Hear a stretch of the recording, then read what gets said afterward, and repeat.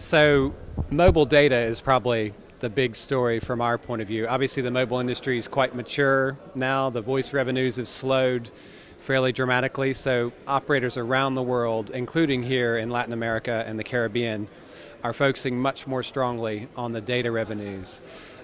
We forecast that by 2013, Latin America will pass $100 billion in revenues in mobile services in general, including voice and data.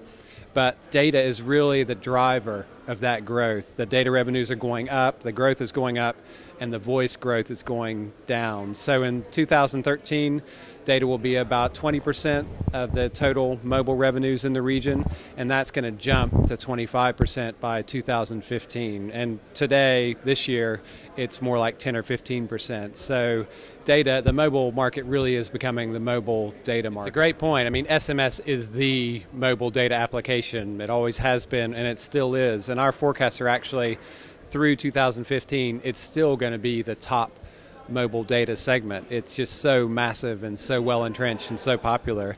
But the other big one is mobile internet. All those wonderful applications you talk about. I think most people in the mobile industry have realized after SMS, the killer application is the internet. It's the wealth of applications on the internet. And so what we're seeing is mobile internet will almost start to catch up with SMS as a revenue source for the mobile industry by 2015. It's not going to catch it completely because SMS is so huge and so well entrenched, but really all those wonderful devices people are using and applications has driven the revenues right up. And I guess one indication we see of that is smartphone penetration.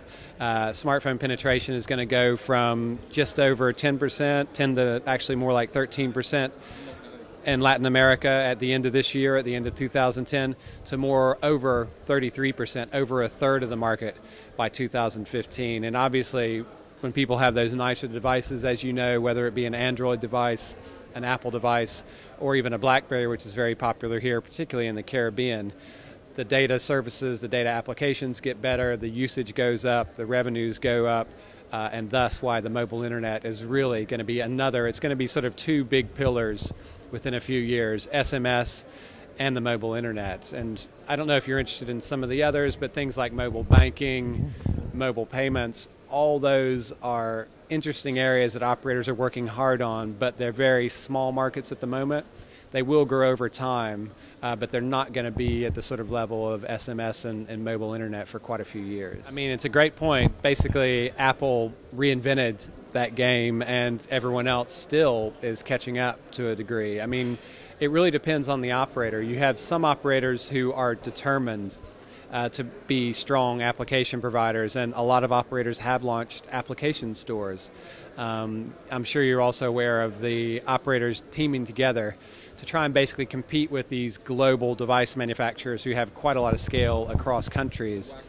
Exactly. So the wireless application community was the operators community attempt to compete with the big device vendors. And that's still in its early days. I mean, historically, mobile operators have had a lot of trouble combining and coming together with their competitors, frankly, in their domestic markets and making these big initiatives work.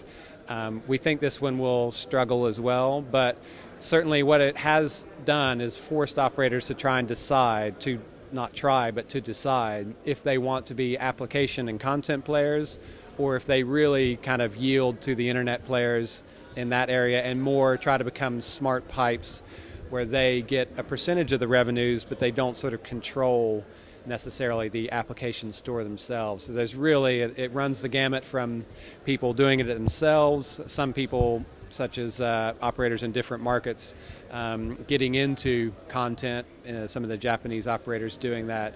I can't think of a Latin American example offhand, but all the way to the operators getting out of that segment completely and focusing on being the pipe, the smart pipe, and earning their money that way. So it really does depend on the operator. Yeah, that again does depend on the operator's unique position. What we've seen with a lot of the LTE early adopters is they had a strong reason to go to LTE. Verizon here in the U.S., it was on CDMA and really was starting to suffer from competition from HSPA and felt like it needed to jump to the next generation. We also have Metro PCS in the U.S., which is live with LTE. Its reason was it didn't have much spectrum and it never deployed 3G, and it's in a very competitive market, so it felt the need to jump to LTE as well. In Europe, you have Telia Sonera, which launched in Sweden and Norway. They simply wanted to be first, was a large part of their motivation for launching in December '09. In addition, they're in very competitive mobile broadband markets with some of the highest penetration rates in Europe and in the world as well. And they felt the need to go to the more efficient technology sooner rather than later. So on the other end of the spectrum, you have operators such as T-Mobile, as you mentioned, which has launched HSPA and HSPA Plus here in Puerto Rico in September.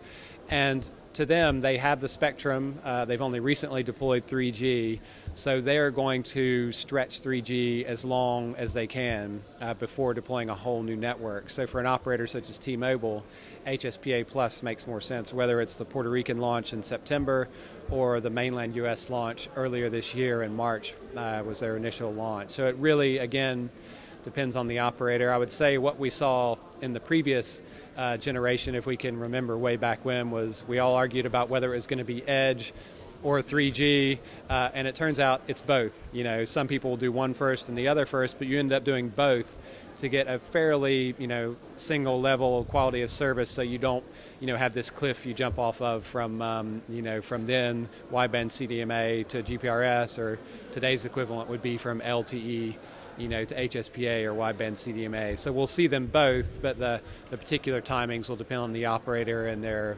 competitive position, spectrum, and so forth.